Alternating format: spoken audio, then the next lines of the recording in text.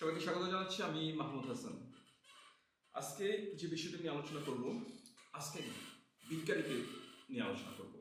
উনি একজন একজন ভাগ্যহত আশাহত বিজ্ঞানী। আজকে যার কথা বলবো উনি হলেন গ্রেগর জোহান মেন্ডেল, একজন অস্ট্রিয়াবাসী ধর্মযাজক ও বংশগতিবিদ্যার জনক। আসলে তার বাড়ি কি অস্ট্রিয়াতে? না, তার বাড়ি অস্ট্রিয়াতে না।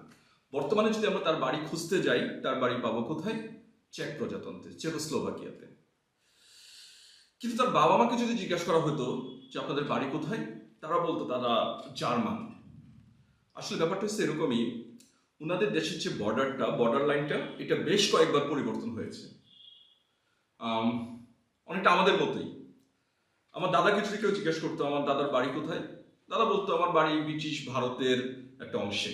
অর্থাৎ জন্মসূত্রে ওনারা ব্রিটিশ ভারতীয়ান, ব্রিটিশ।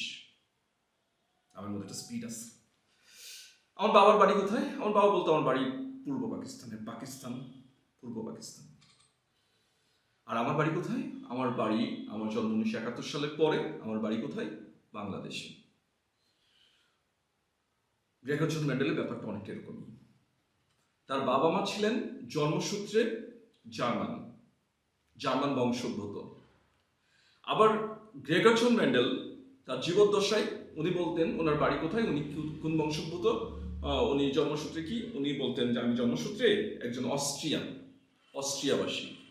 আর বর্তমানে আমরা তার বাড়ি অস্ট্রিয়াতেও না, জার্মানেও না, আমরা খুঁজে পাবো কোথায়? তার বাড়ি হইতেছে চেক প্রজাতন্ত্রে। যাই হোক, আমার বিষয় আজকে এই বাড়ি ঘর এসব নিয়ে না, বর্ডার লাইন নিয়ে আমার আজকে আলোচনার একদমই ইচ্ছা নাই। আমার আলোচনার বিষয় হচ্ছে উনি কিভাবে আশাহত ভাগ্যহত একজন বিজ্ঞানী, এটা নিয়ে। যাই হোক, উনি তার জীবদ্দশায় দীর্ঘ 8 বছর 29,000টি মটরশুঁটি গাছ নিয়ে গবেষণা করেন। আমি আবারও বলতেছি, তার জীবদ্দশায় দীর্ঘ 8 বছর 29,000টি মটরশুঁটি গাছ নিয়ে উনি পরীক্ষা নিরীক্ষা করে দুইটা মৌলিক সিদ্ধান্ত উপনীত হন, যাকে আমরা বর্তমানে বলি মেন্ডেলের সূত্র। এখানে একটা মজার ঘটনা ঘটছিল। 1866 সালে কোন এক দুপুরের রৌদ্রোজ্জ্বল পরিবেশে উনি ওই সময় একটা বিখ্যাত প্রতিষ্ঠান হিস্ট্রি রয়্যাল বোন সোসাইটি জার্মানিতে, ওইখানে যখন উনি গবেষণাপত্র জমা দিলেন, সবাই বললেন যে কি নিয়ে আসছেন হুজুর, এটা কি নিয়ে আসছেন?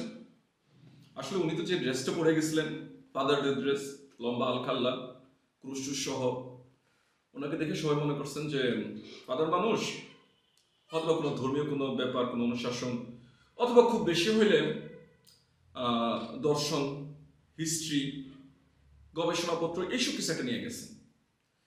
কেউ গুণার করে বুঝতে পারেন নাই উনি নিয়ে গেছেন বায়োলজি সূত্র। উনি বললেন স্যার আমি বায়োলজি সূত্র নিয়ে আসছি। সবাই তো শুনে অবাক, লোকটা বলে কি? হুজুর আপনি কি করেন? আমি যে পাশে যে যে একটা গির্জা আছে, ওইখানে আমি ধর্মযাজক। সাথী কি করেন? উনি বলেন আমি সাথের পাশে একটা স্কুল আছে, এখানে আমি গণিত পড়াই বাচ্চাদেরকে আর পরিসংখ্যান পড়াই। সবাই তো শুনে কথা, কি বলে লোকটা পাগল নাকি? যে পড়ান গণিত পরিসংখ্যান, আবার বেশভূষা দেখে মনে হচ্ছে যে ফাদারদের মতো ধর্মচর্চা করেন, আবার নিয়ে আসছেন সূত্র। কিসের সূত্র? বায়োলজির সূত্র। সবাই বললেন যে উনি ফাদারশিপগিরি করতে করতে, হুজুরগিরি করতে করতে মনে হয় এই অবস্থা। কিন্তু না, আমরা তখনও বুঝতে পারি নাই যে উনি কি নিয়ে আসছেন, উনার হাতে কি গবেষণাপত্র, উনি আমাদের পৃথিবীটাকে কয়শো বছর আগে নিয়ে যাবেন, এটা তখন আমরা বুঝতে পারি নাই। আমরা গুণাক করে বুঝতে পারি নাই যে উনার হাতে এই যে গবেষণাপত্র আমাদের কি চেঞ্জ হতে যেতেছে, আমাদের কি পরিবর্তন হতে যেতেছে।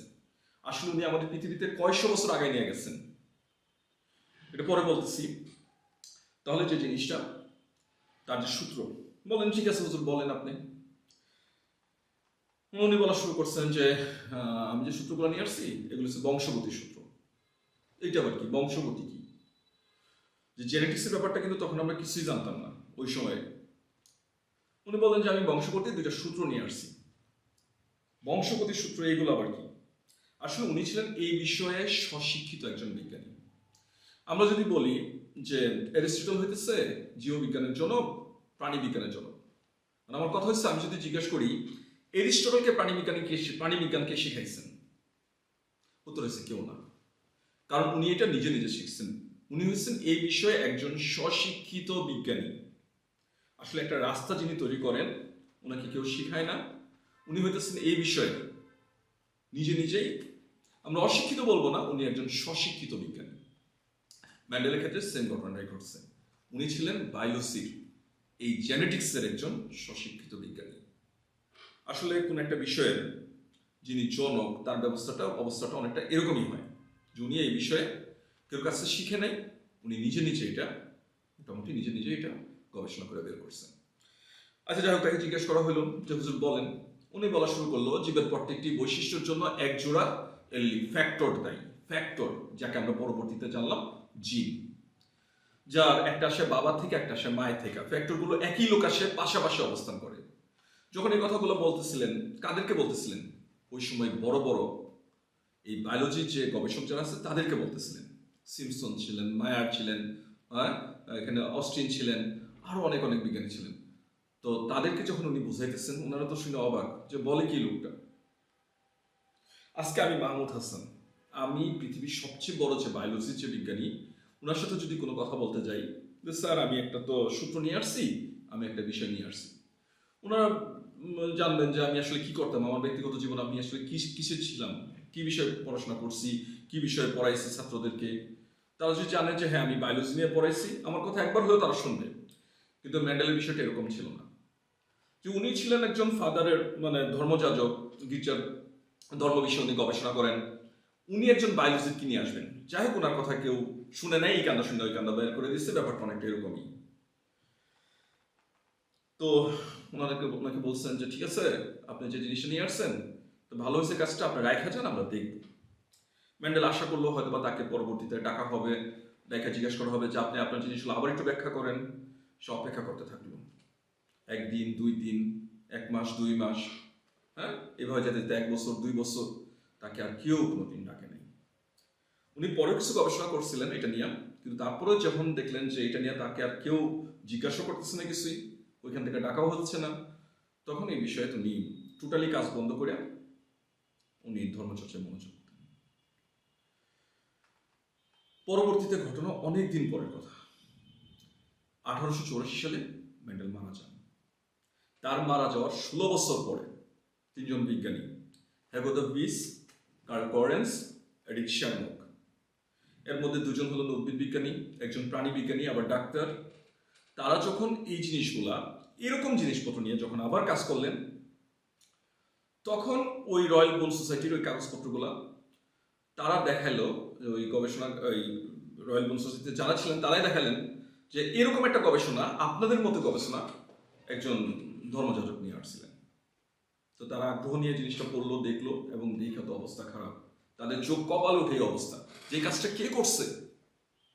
কই যে এখানে পাশে যে গির্জা আছে, গির্জার এক ফাদারশিপ নিয়ে পড়াশোনা করতেছিলেন এই লোকটা, যদিও ফাদার হইতে পারেন নাই, গ্রেগর জোহান, উনি এই কাজটা করছেন। তারা তো দৌড়ায় গেলেন তার কাছে যে দেখি, ওনার সম্পর্কে আরো জানি, কারণ ওনারা তো বুঝতে পারছেন জিনিসটা, যেহেতু তাদের এই বিষয়ে পড়াশোনা ছিল। তো পরে দেখলো যে তারা গিয়ে তো এখানে খুবই আশাহত হলো, কারণ এই লোকটা মারা গেছে না, আরো 16 বছর হয়ে গেছে। যাই হোক, এই লোকটার ট্রেজেডি এটাই যে তার জীবদ্দশায় উনি এটা স্বীকৃতি পাননি, কাজের স্বীকৃতি পাননি। আমরা আমাদের কাজের স্বীকৃতি আশা করি, প্রত্যেকেই চায় তার নিজের কাজের স্বীকৃতি দেওয়া হোক, কিন্তু এই লোকটা নিজেও জানলো না, তাকে তো আমরা স্বীকৃতি দেই নেই, উনি নিজেও জানলো না। আজকে আমরা এইখানে ময়মনসিংহ বৈশাখ, এই আমাদের রেডিয়াম সায়েন্স একাডেমির এই ব্যানারে বৈশাখ, আমরা কোথায় তাকে নিয়ে গবেষণা করতেছি, কথা বলতেছি। হ্যাঁ, আমাদের ইন্টারমিডিয়েটের 2টা অধ্যায়, ফার্স্ট পেপারের একটা অধ্যায়, সেকেন্ড পেপারের একটা অধ্যায়, হ্যাঁ, 2টার একাদশ অধ্যায়, এটা নিয়ে এই জিন তত্ত্ব এবং তার প্রয়োগ নিয়ে এখানে আলোচনা করা হয়েছে। কিন্তু লোকটা সেই কবে 1866 সাল যখন তিনি গবেষণাপত্রগুলো জমা দিয়েছেন, আজ থেকে কত বছর, প্রায় 200 বছর, 250 বছর পরেও আমরা তাকে নিয়ে গবেষণা করতেছি, তাকে নিয়ে জানতেছি। এবং কি বলবো, ঢাকা ইউনিভার্সিটির সবচেয়ে দামি ডিপার্টমেন্ট কিন্তু এখন বর্তমানে জেনেটিক্স, কিন্তু এই লোকটা জীবদ্দশাই তার কোনো স্বীকৃতি পেল না, সে দেখেও যেতে পারলো না সে কি করছে, সে জানলো না আমাদের পৃথিবীকে সে 500 বছর আগে নিয়ে গেছে। এই যে আমরা বর্তমানে খরা, মঙ্গা এইসবের কথা বলি, এগুলো কিন্তু নাই পৃথিবীতে, কারণ উনি হাইব্রিডাইজেশনের মূল সূতিকার। আমি আবারও বলতেছি, এই যে আমরা হাইব্রিডাইজেশন কিভাবে আমরা নতুন জাত উন্নত করতে পারি, জাতের বৈশিষ্ট্য কিভাবে আমরা ক্রস করতে পারি, সন্তান সন্ততি কেমন হবে, বিভিন্ন নির্ণয় ফলাফল, এগুলার সব কেমনে করতে হবে, এগুলো আমাদের শিখে গেছেন কে? Gregor Johann Mendel. উনি ছিলেন একজন স্কুলে পড়াইতো গণিত পরিসংখ্যান। এই গণিত পরিসংখ্যানকে সমন্বয় করে এত সুন্দর করে এই জিনিসগুলো আমাদের সুচারুভাবে তুলে দিচ্ছেন, মানে কিন্তু তিনি নিজের জীবদ্দশায় কোনো স্বীকৃতি পাননি। যাই হোক, এটা নিয়ে আমার আজকে কথা ছিল। এরকম নতুন নতুন জিনিসপত্র আমি এখানে নিয়ে আসবো, আলোচনা নিয়ে আসবো। আপনাদের যদি ভালো লাগে আমাকে সাথে পাবেন। আশা করি আপনারা আমার কথাগুলো শুনবেন। আজকে আলোচনা এই পর্যন্তই। সবাই ভালো থাকেন। টাটা।